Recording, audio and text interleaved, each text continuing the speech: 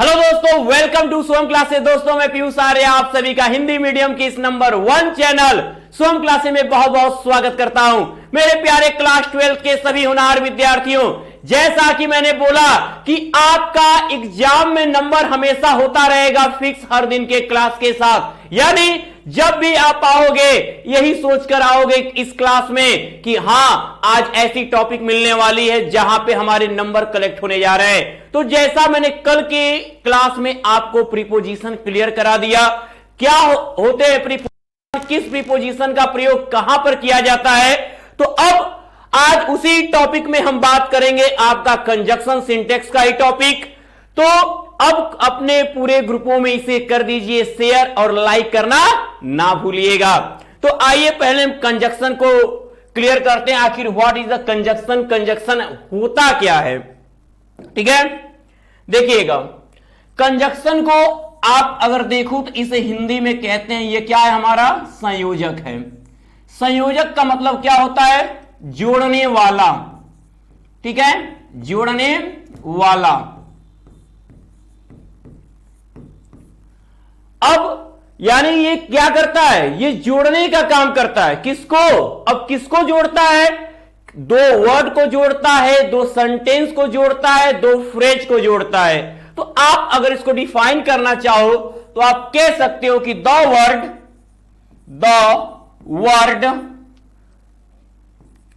which joins two words or two sentences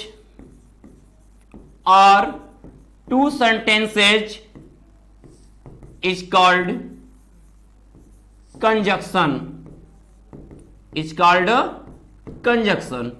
यानी एक ऐसा शब्द जो क्या करता है, किसी दो शब्दों को जोड़ता है या दो वाक्यों को जोड़ता है। तो जब भी जोड़ने का काम करेगा, एक तरीके से इसे देखिए तो ये क्या है, वर्ड और सेंटेंस का ये सीमेंट है। सीमेंट का काम क्या होता है, वो दो तत्वों को जोड़ता है। दो ईंट है, बीच में लगा दियो, जुड़ गया। यही कंजक्शन भी आपको वर्ड को जोड़ेगा। आप कहोगे कि राम एंड श्याम, राम और श्याम को कौन शब्द जोड़ा, एंड जोड़ा। एंड क्या है आपका, कंजक्शन है। ठीक है, अब कंजक्शन के मुख्य रूप से दो टाइप होते हैं। अगर हम बात करें टाइप्स ऑफ कंजक्शन के बारे में, टाइप्स ऑफ कंजक्शन के बारे में अगर हम बात करें तो ये मुख्य रूप से दो प्रकार के होते हैं। पहला होता है हमारा कोऑर्डिनेटिंग कंजक्शन, कोऑर्डिनेटिंग कंजक्शन।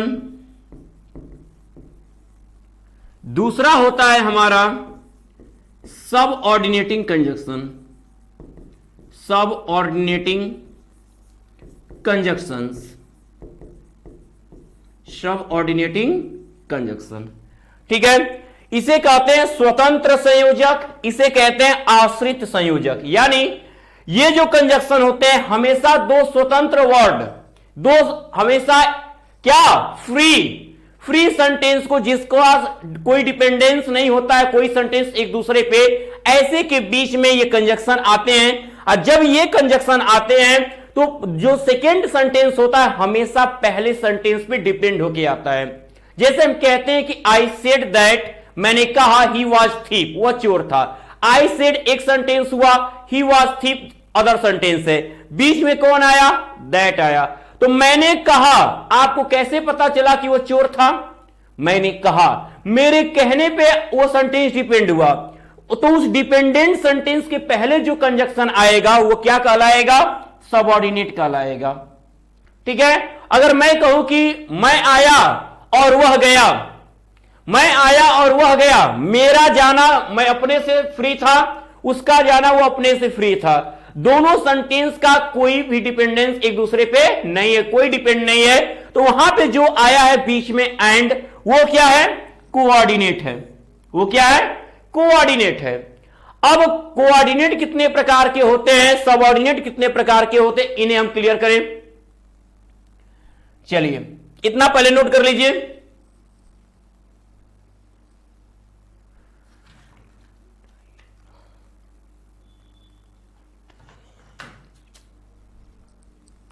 हो गया।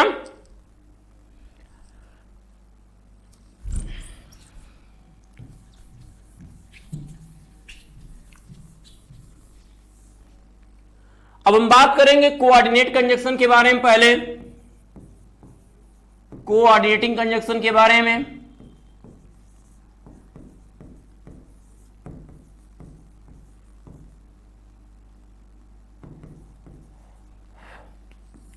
ये भी, इसके भी जो क्या होते हैं, 4 पार्ट होते हैं। कोऑर्डिनेट कंजक्शन के भी 4 पार्ट होते हैं। कौन कौन से होते हैं वो ध्यान दीजिएगा।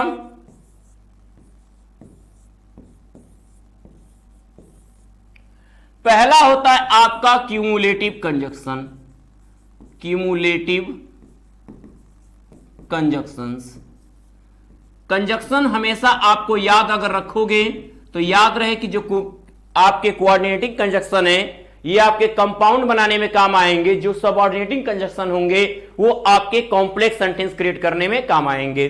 तो हमने बोला कि क्यूमुलेटिव कंजक्शन, इसे कहते हैं बच्चों जोड़ बताने वाले। ये जोड़ते हैं, जोड़ बताने वाले, जोड़ बताने वाले। कौन कौन से कंजक्शन जोड़ते हैं? पहला जो इनका मुखिया कहा जाता है वो है एंड। ठीक है, एंड के बाद आता है एज वेल एज, साथ ही साथ।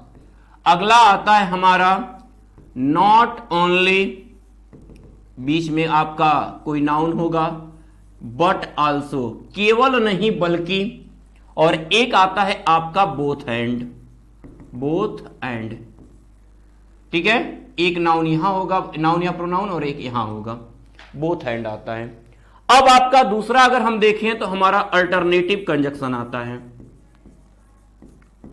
अल्टरनेटिव कंजक्शंस, इसे कहते हैं विकल्प बताने वाले। विकल्प बताने वाले, ये ऑप्शन की बात करते हैं। जब भी आते हैं ये दोनों सेंटेंस या वर्ड के बीच ऑप्शन को खोजते हैं, जिनका अगर मेन जो होता है, मेन हेड कंजक्शन इसका होता है आपका और का मतलब होता है अथवा या। फिर आता है आपका पेयर में आता है आइदर और, या तो या। अगला आता है हमारा नाइदर नॉर, न तो न तो न। और जो बहुत ज्यादा यूज करने में आता है वो है हमारा अदरवाइज, जिसका अर्थ होता है अन्यथा, वरना, नहीं तो। ठीक है, आप जब भी कहते हो कि ये काम करो अन्यथा, आप उसको एकदम ऑप्शन दे रहे हो, करोगे तो ठीक, नहीं तो ऑप्शन देते हो, तो अक्सर ये धमकियों में आ जाते हैं। या कोई हमें सिचुएशन ऐसी होती है जहां हमें कुछ घटना घटित होने की संभावना होती है, वहां हम अदरवाइज ही अक्सर आता है। ठीक है, अब अगर हम देखें तो अगला आता है हमारा एडवर्सेटिव, एडवर्सेटिव कंजक्शन। अब क्या होता है हमारा एडवर्सेटिव कंजक्शन, इसके बारे में हम बात करेंगे। एडवर्सेटिव कंजक्शन का मतलब होता है आपका विरोध बताने वाले। कौन सा? विरोध करते हैं आपके, उन अगेंस्ट बात करते हैं। एक सेंटेंस दूसरे की जब अगेंस्ट होता है, अपोजिट होता है, तो वहां पे एडवर्सेटिव कंजक्शन की हम बात करेंगे। विरोध बताने वाले, विरोध बताने वाले। अब विरोध बताने वाले कंजक्शंस कौन कौन से हैं जो विरोध करते हैं? सबसे इनका जो मेन हेड कंजक्शन, जिससे इसमें एंड है, इसमें और है, इसका होता है हमारा बट। जब हम कोई बात कर रहे होते हैं और लग जाता है बट, तो ये समझ जाओ कि बात अब घूमने वाली है।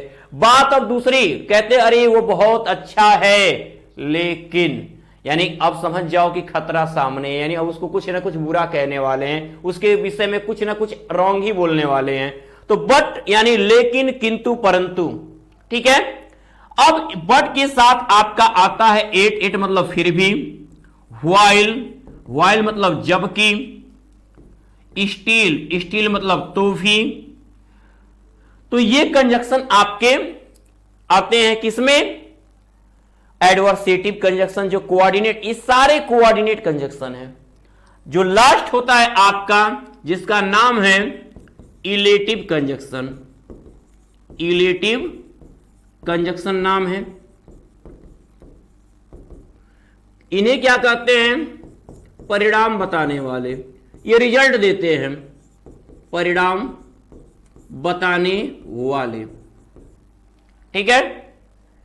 अब कौन कौन से होते हैं? इनका हेड होता है सो आता है, देयरफॉर आता है, हेंस आता है। तीनों का अर्थ होता है इसलिए, लेकिन कब किस कंजक्शन का प्रयोग करते हैं यह भी जान लीजिए। सो जनरली अगर आए आपका इसलिए तो आप सो लगा दोगे। देयरफॉर कब लगाते हैं? जब प्रोफेशनली हम कोई बात कर रहे होते हैं। जैसे मैं अगर कहूं कि मैं एक टीचर हूं, इसलिए आपको अच्छे से सिखाना चाहता हूं, देयरफॉर। वो एक डॉक्टर का लड़का है, इसलिए वो बहुत बुद्धिमान है, देयरफॉर। जब आप प्रिंसिपल को अगर आप लेटर लिख रहे होते तो आप कहते हो I therefore request you to grant me leave for 4 days, तो आप वहां देयरफॉर यूज करते हो। ठीक है, प्रोफेशनली। और जब हम हेंस की अगर हम बात करते हैं, हेंस क्या होता है? हमारी मोरालिटी को शो करता है, हमारी नैतिकता को शो करता है। जब हम कोई भी अपना नैतिक कर्तव्य, इंसानियत का जो कर्तव्य होता है, नेकी का कर्तव्य जो होता है, उसकी जब बात करते हैं तो वहां जब इसलिए लगता है जैसे हम इस देश के वासी हैं, इसलिए हमें इस देश की रक्षा करनी चाहिए। ये क्या है? आपको इसके लिए हम कहेंगे, फोर्स करेंगे नहीं, ये हमारी पर्सनल क्या होती है, रिस्पॉन्सिबिलिटी बनती है इसकी। ठीक है, तो वो हमारी नैतिक जिम्मेदारी है। तो वहां पे हम जब रिजल्ट देते हैं अपना इसलिए लगाते हैं, वहां हमें हेंस लगाना होगा। ठीक है, तो ये आपका। अब इन कंजक्शन के अलावा जो ये सारे कोऑर्डिनेट कंजक्शन है बच्चों, ये सारे क्या है? कोऑर्डिनेट कंजक्शन है। अब इनके अलावा जो भी कंजक्शन आता है, जो भी आपको ऐड करता है, वो क्या होता है? आपका सबऑर्डिनेट कंजक्शन होता है। चाहे वो दैट हो, चाहे व्हेन हो, चाहे वेयर हो, चाहे आपका बिकॉज हो, दाउ हो, ऑल्दो हो, ठीक है, एज सुन एज हो, ये सारे के सारे क्या होते हैं? सबऑर्डिनेट होते हैं। ये आपका कोऑर्डिनेट है। ये कब काम आता है? आपका सिंथेसिस में दो सेंटेंस के बीच जैसा अर्थ निकले लगा देते हैं, कंपाउंड बनाता है ये। ठीक है, अब आइए अब जानते हैं इनके रूल्स के बारे में, कब किनका प्रयोग कहां करना होगा। रूल 1 कह हमने आपको यहां एक एंड लिया और एक बट लिया है। एंड और बट में क्या डिफरेंट है, अभी अभी मैंने उसको सिखाया आपको। एंड क्या करता है? ये आपका क्यूमुलेटिव है और आपका बट क्या है? एडवर्सेटिव है। ठीक है, तो जब दो स्टेटमेंट दो कोऑर्डिनेट क्लॉज को जोड़ने के लिए होता है, कोऑर्डिनेट क्लॉज मतलब स्वतंत्र उपवाक्य, ठीक है, जो एक दूसरे पे डिपेंड नहीं है, ऐसे क्लॉज जो एक दूसरे पे डिपेंड नहीं है, वो कोऑर्डिनेट क्लॉज कहलाते हैं। जैसे मैंने बताया अभी कि मैं आया वह गया, ये क्या है? कोऑर्डिनेट क्लॉज, मैंने दोनों बोला। तो वहां पर एंड समान शब्दों और क्लॉजेज को एक दूसरे से जोड़ता है। अगर कोई एक्टिविटी मेरे बाद दूसरी एक्टिविटी स्टार्ट हो जाए, या वो मैं जो कर रहा हूं वो भी वही कर रहा है, एक जैसे सेम सिचुएशन अगर आती है तो वहां पे हम एंड लगाएंगे। लेकिन अगर हम जो काम कर रहे हैं दूसरा व्यक्ति उसके अपोजिट जा रहा है, जब विपरीत सिचुएशन होती है तो उन्हीं सेंटेंस के बीच में आपका क्या लग जाता है? बट। क्योंकि बट क्या करता है? कंट्रास्ट करता है, यानी विरोध करता है। ठीक है, अब कंजक्शन अगर बोथ की बात कर लें हम, बोथ क्या होता है? तो कंजक्शन बोथ के बाद एंड का प्रयोग होता है, न कि एज। अभी मैंने बताया बोथ एंड मैंने अभी बोला। ठीक है, तो कभी भी आपका अगर जब भी बोथ लगा है तो बोथ के बाद आपका एज नहीं आना चाहिए। अगर एज लगा है तो एज रॉन्ग है, वहां पे आप क्या यूज करोगे? एंड यूज करोगे। ठीक है, बोथ एंड कौन सा कंजक्शन है? क्यूमुलेटिव कंजक्शन है। अब अगर हम नेक्स्ट चर्चा करें एंड और का प्रयोग, देखिए अब यहां पे आपका एक दिया है, कौन सा? अभी आपने पढ़ा एंड, क्यूमुलेटिव पढ़ा, और को क्या पढ़ा? अल्टरनेटिव है। अब इन दोनों में क्या डिफरेंट है? एंड और का प्रयोग करते समय यह ध्यान रखिए कि एंड केवल दो वस्तुओं को जोड़ता है, जबकि और क्या करता है? दो में से कोई एक को बताता है। ठीक है, अगर मैं यहां पे लिखूं कि राम एंड श्याम, राम एंड श्याम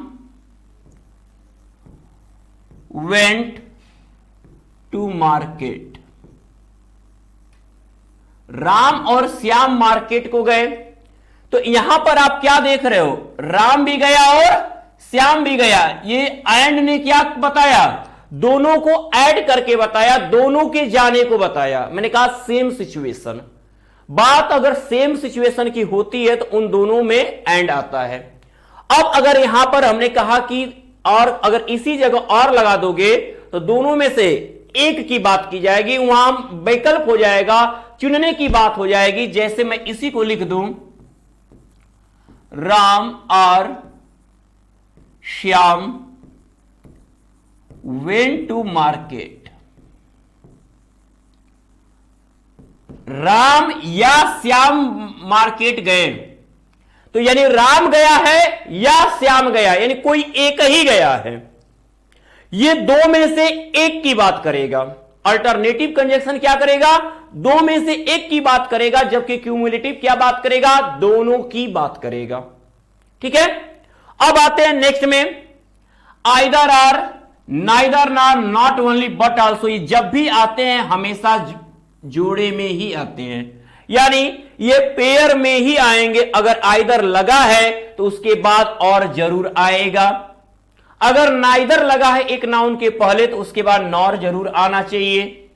अगर नॉट ओनली पहले आया है तो आपका बट आल्सो भी आना चाहिए। जैसे में अगर हम एग्जांपल दें,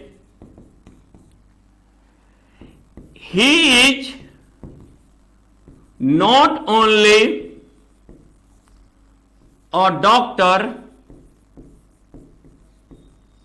but also a gentleman.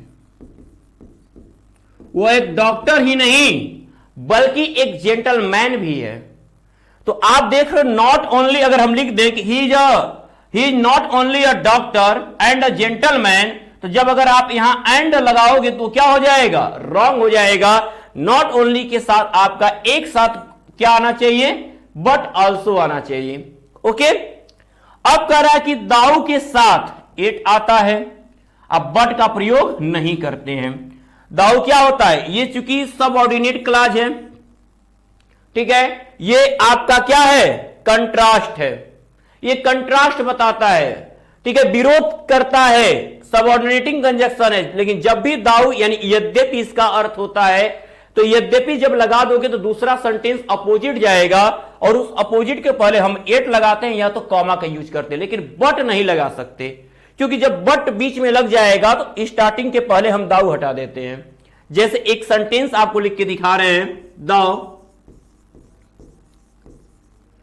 He is poor, though he is poor yet he is honest. ठीक है, ये आपका क्या है, करेक्ट सेंटेंस है, क्योंकि आपने दाऊ के साथ क्या लिया है, एट लिया है, दाऊ के साथ एट लिया है। लेकिन अगर आप यहीं पर आपका दिया रहे एग्जाम में आपको करेक्शन ही करना होता है, अगर यहां पे लिखा है बट, तो क्या करना, सुनो, या तो यहां से तुम बट को हटा के कॉमा या एट लगा देना तो सही होगा, या तो यहां से आप दाऊ को हटा देना, ऐसे कैपिटल लेटर कर देना, ही is poor but he is honest. तो ये कोऑर्डिनेटिंग कंजक्शन के थ्रू सही होगा। और अगर यहां बट की जगह कॉमा या एट करते हुए तो सबऑर्डिनेटिंग कंजक्शन के थ्रू सही होगा। दो अपोजिट यानी दाऊ लगाने से आपको मैंने बताया हुआ है सिंथेसिस में कि अगर जब दो सेंटेंस अपोजिट होते हैं और पहले सेंटेंस के पहले हम दाऊ या अलदाऊ लगाते हैं तो वो हमारा कॉम्प्लेक्स बनता है, और अगर हम अपोजिट सेंटेंस के बीच में बट लगाते हैं तो वही सेंटेंस हमारा कंपाउंड में कन्वर्ट हो जाता है। ठीक है, तो ये याद रखिएगा। नेक्स्ट आते हैं हम, नो सूनर के बाद वर्ब का प्रयोग इंट्रोगेटिव सेंटेंस की भांति होता है, और इसके बाद देन का प्रयोग होता है नो सूनर के बाद। जैसे मैं लिखूं, नो सूनर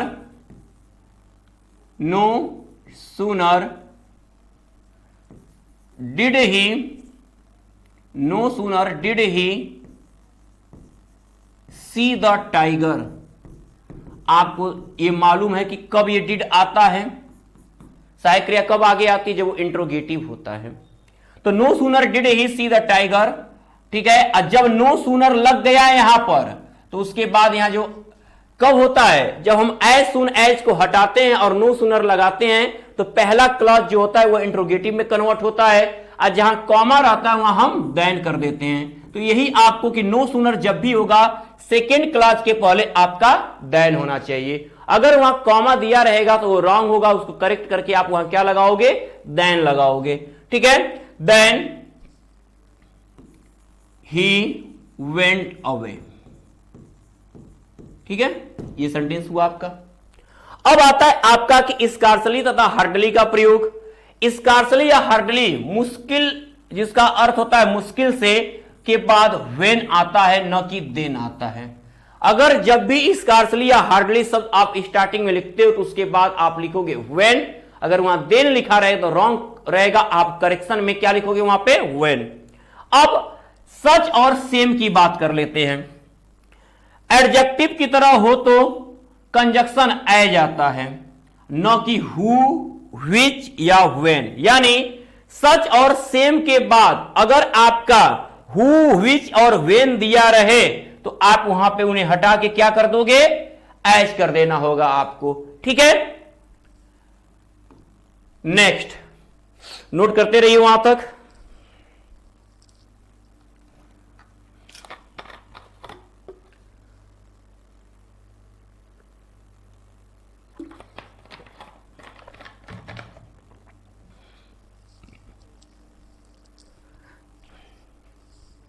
देखिए अगला है आपका कि अब किसी प्रश्नवाचक शब्द, चाहे वो व्हाट हो, हाउ हो, वाई हो, व्हेन हो, वेयर आदि के पूर्व हम दैट नहीं लगाते हैं, ठीक है। इनके पहले हम कभी दैट नहीं लगाते हैं। क्यों?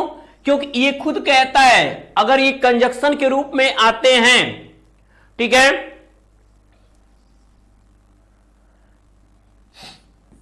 जैसे लिखूं मैं this is the place, this is the place, ये आपको इंट्रोगेटिव कंजक्शन के थ्रू में रिलेटिव हो गया।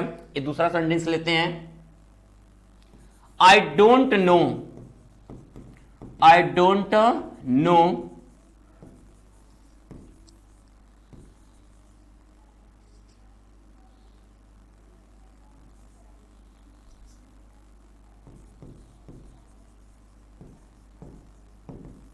ठीक है। देखिए अब यहां पर आपको ये मालूम है कि क्वेश्चन वर्ड जहां होता है उसके बाद हम हेल्पिंग वर्ब लगाते हैं, लेकिन मेरे प्यारे बच्चों याद रहे कि मैं नहीं जानता हूं कि क्यों वह रोज आता है, कि क्यों वह रोज आता है, की भी है और क्यों भी है। तो जहां पे अगर आपको सेंटेंस में की भी आए, क्यों भी आए, की भी आए और कब भी आए, तो याद रखिएगा ये इसी में इंक्लूड हो जाता है। ये नहीं कि हम की इंग्लिश दैट लगाएं और क्यों भी लगाएं। तो ये आपका ओनली वन वाई होगा और इसे आप ओनली वन व्हेन कहोगे। यानी क्या, मैं नहीं जानता हूं वाई, कि क्यों ही कम्स डेली, वह रोज आता है, मैं नहीं जानता हूं। तो यहां पर आपका ओनली वाई लगेगा, क्यों का की इंग्लिश आप दैट नहीं यूज करोगे। यह रूल आपको यही बता रहा है, ठीक है। अब अनलेस और अनटिल, देखिए अनलेस और अनटिल यानी ये अपने आप में ही निगेटिव वर्ड है और इनके बाद आने वाले सेंटेंस में कभी नॉट का प्रयोग नहीं करते हैं। तो अनलेस और अनटिल के साथ नॉट का प्रयोग नहीं होता है क्योंकि दोनों वर्ड क्या है, निगेटिव है। और अनलेस कंडीशन को बताता है और अनटिल जो है समय को बताता है। यानी अनलेस जो है आपको क्या है, ये कौन सा है, ये टाइम बताने के लिए, कंडीशन बताने के लिए, और अनटिल टाइम बताने के लिए है, ठीक है। नेक्स्ट आते हैं, अगला है कि जहां इफ, व्हेन, वेदर और दाउ का प्रयोग में हो वहां दैट का प्रयोग नहीं होता है। जब भी व्हेन, वेदर या दाउ आए आप उसके बाद दैट नहीं लगाओगे। व्हेन और इफ के बाद, व्हेन और इफ के बाद आप देन का प्रयोग नहीं करोगे। और देन के स्थान पे हम क्या लगा देते हैं? Only one comma. जैसे मैं कहूं व्हेन ही केम, जब वो आया तब मैं गया, तो वहां तब आ रहा है। हमको भी मालूम है कि तब की इंग्लिश देन होती है, लेकिन हम लगाएंगे नहीं। क्या कर देंगे? कॉमा कर देंगे। ही वेंट, वह गया। आई वेंट कर दो, यहां ही है तो यहां आई कर दो, ठीक है, पर्सन चेंज कर दिए। तो वेन ही केम तब आई वेंट। अब नेक्स्ट आते हैं बच्चे, टू का प्रयोग गतिशील अवस्था में इसका प्रयोग होता है। टू का अर्थ क्या होता है? को और तक होता है। मैं स्कूल जाता हूं, मैं स्कूल को जाता हूं, ठीक है। वह दिल्ली से मुंबई जाता है, दिल्ली से मुंबई तक जाता है। तो वहां पर आप फ्रॉम के साथ टू लेते हो, और जहां पे स्कूल आता है को की सेंस में, जो साइलेंट होता है वहां हम टू लगाते हैं, क्योंकि उसका को का सेंस होता है। अब हम कर दिए, ठीक है। चलिए अब हम बात करेंगे आपके किस चीज की, कि जो भी आप पढ़ रहे हो, आप डेली आपको प्रैक्टिस सेट चाहिए होती है। उस प्रैक्टिस सेट को आप कहां से पाओगे? आपको इंग्लिश प्रोज के, सप्लीमेंट्री रीडर के, इंग्लिश पोएट्री के इंपॉर्टेंट क्वेश्चन आंसर और पिछले 5 सालों के जो पेपर हुए हैं और हर एक टॉपिक का हल किया हुआ मेरे द्वारा बनाया हुआ, अगर सारे ये चीजें आपको चाहिए, कहीं से आपको कुछ खोजना नहीं पड़ेगा। कब? पुराने बच्चे उसका लाभ ले रहे हैं। अभी शुरुआत में आने वाले मात्र 500 छात्रों के लिए मौका है कि 999 रुपए पे करिए। आप 999 रुपए पे करके आप 100 बैच, टॉप 100 बैच 2023, साथ में क्रैश कोर्स, तीनों बैच से आप जुड़ सकते हो। तो ये आप करोगे क्यों? इसमें जो आपको हर दिन डेली आपको लाइव क्लास, वो भी हर एक सब्जेक्ट की क्लास मिलेगी, साथ में आपको यहां से आपके कोर्स कंप्लीट कराए जाएंगे। आप इन दोनों बैच के माध्यम से अपने कोर्स को कंप्लीट कर सकते हैं। जो आपका ये शॉर्ट टर्म आपको बताया गया है क्रैश कोर्स, यानी आप पढ़ाई यहां से करो, रिवीजन आप यहां से करो। क्रैश कोर्स में क्या है? आपका 1 शॉर्ट वीडियो मिलेगा, chapter wise important question answer होंगे, लास्ट ईयर के पेपर होंगे, शॉर्ट नोट्स मिलेगा आपको, 3 मॉडल पेपर, यानी वो सारी चीजें जो आपके प्रैक्टिस के लिए जरूरी होती है। आपका ये फीस जो है पूरे 1 साल का है, यह नहीं कि आपको मंथली फीस है। एक बार पेमेंट कर दीजिए, बोर्ड एग्जाम के अंतिम पेपर तक हर एक सब्जेक्ट की तैयारी करिए शुभम क्लासेस एप्लीकेशन के साथ। और ये कारनामा, ये पढ़ाई इन विद्यार्थियों ने दिखाई है। ये आपके आसपास के जिलों में ये बच्चे होंगे, आप उन्हें पता कर लेना कि हरिचरण यादव कौन है, अमन कुमार मौर्य कौन है, सुजीत यादव। आपने देखा होगा इस बच्चे को, ठीक है। इस बच्चे के घर भी हम पहुंचे। तो ये क्यों पहुंचा गया? क्योंकि इसने बात माना। ये चूंकि करीब थे तो पहले पहुंच गए, बाकी के पास भी जाना है और आपके पास भी आना है, क्योंकि आपको भी मेहनत वही करना है। आपकी मेहनत जब जुड़ेगी तभी हमारी बातें साकार होंगी। तो ऐसे कारनामे होते नहीं है, मेहनत जुड़ती है तो ये रिजल्ट बनते हैं। इन्होंने हमारी बात को माना है और ऐसा करके दिखाया। 95 और 94, मैंने बोला कि इस साल 90 प्लस की भरमार थी। ऐसा करने वाला एक ही मात्र आपके पास चैनल था, शुभम क्लासेज, ठीक है। अब तो इसके लिए करना क्या होगा आपको? सबसे पहले आप अपनी मोबाइल लेंगे, गूगल प्ले स्टोर में जाएंगे, वहां सर्च करेंगे शुभम क्लासेज एप्लीकेशन, इंस्टॉल कर लेंगे। इंस्टॉल करने के बाद आप कक्षा 12 के हो तो कक्षा 12 का बैच, क्लास 10th के हो तो क्लास 10th का, उसे आप क्या करोगे? वहीं पर 999 पेमेंट का ऑप्शन आएगा। आप पेमेंट करके तुरंत जैसे ही पेमेंट करोगे, तीनों बैच से डायरेक्ट आप जुड़ जाओगे। सारी चीजें आपको वहां पे ऐप में दिखने लगेंगी। और अगर आप ऐप के माध्यम से, अगर एप्लीकेशन से आप पेमेंट कर रहे हैं तो वहीं पर आपको अप्लाई कूपन दिखेगा। उसमें यदि आप ये अप्लाई करते हैं, मेरा ये coupon code small letter PIYUSHSIR